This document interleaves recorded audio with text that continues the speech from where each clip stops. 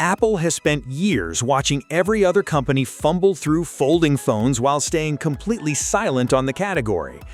That silence might be about to end because new leaks suggest the Apple iPhone Ultra is coming, and it's reportedly folding in a direction nobody expected from Apple. Instead of the tall, book-style fold every other manufacturer has used since 2019, this one is rumored to open sideways into a short, wide shape. That single design choice could change how we think about what a folding phone is actually supposed to be for.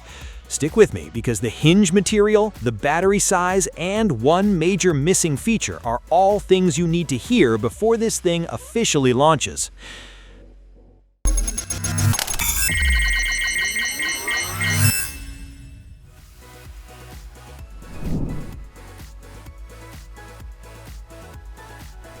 Let's talk about why the shape actually matters, because it's not just a style choice. Tall foldables open into an inner screen that's basically square, and try watching anything on a square screen and you're stuck with thick black bars running down both sides. The Apple iPhone Ultra reportedly flips that entirely, opening landscape into something closer to a small tablet built around video, browsing, and everyday use, instead of forcing a compromise every time you open it. Interestingly, Samsung just went through a similar shift with the Galaxy Z Fold 8, moving away from its own tall, narrow design after 7 straight generations. So even before launch, it looks like Apple's approach might already be nudging the entire industry in a new direction.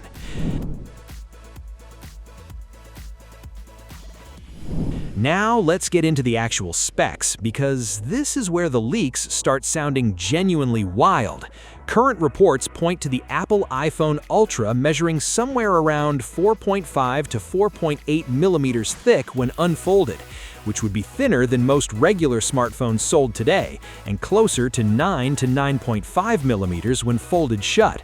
The inner display is rumored to sit around 7.6 to 7.76 inches, close to iPad mini territory, with a 5.49-inch outer screen for quick tasks.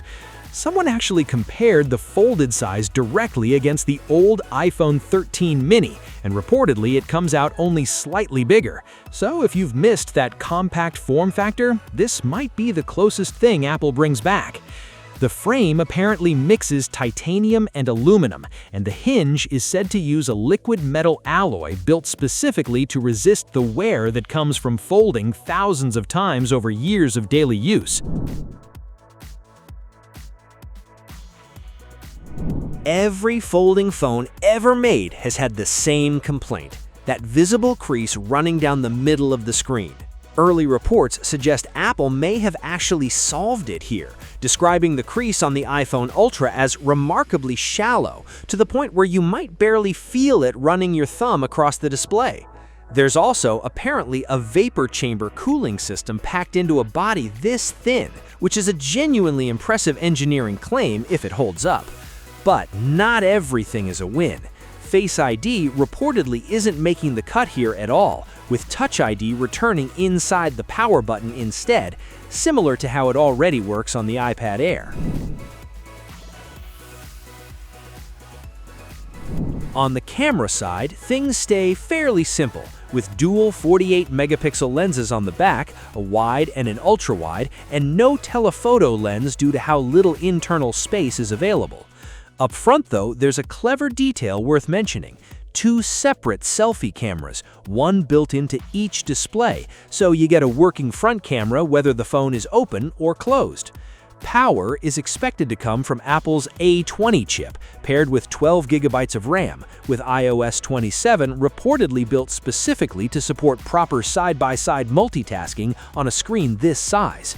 And the battery might be the biggest surprise of all, with estimates landing between 5,400 and 5,800 milliamp hours, which would make it the largest battery Apple has ever shipped in any iPhone. Pricing is expected to start around $1,999, positioning the iPhone Ultra as Apple's most expensive phone yet, with a possible September launch alongside the rest of the iPhone 18 lineup. So, that's the full picture forming around the Apple iPhone Ultra: a new shape, a stronger hinge, and the biggest battery Apple has ever built. Is this finally the folding phone that gets you to switch? Or does that missing telephoto lens still hold you back? Let me know in the comments. Hit like and subscribe so you don't miss the official reveal.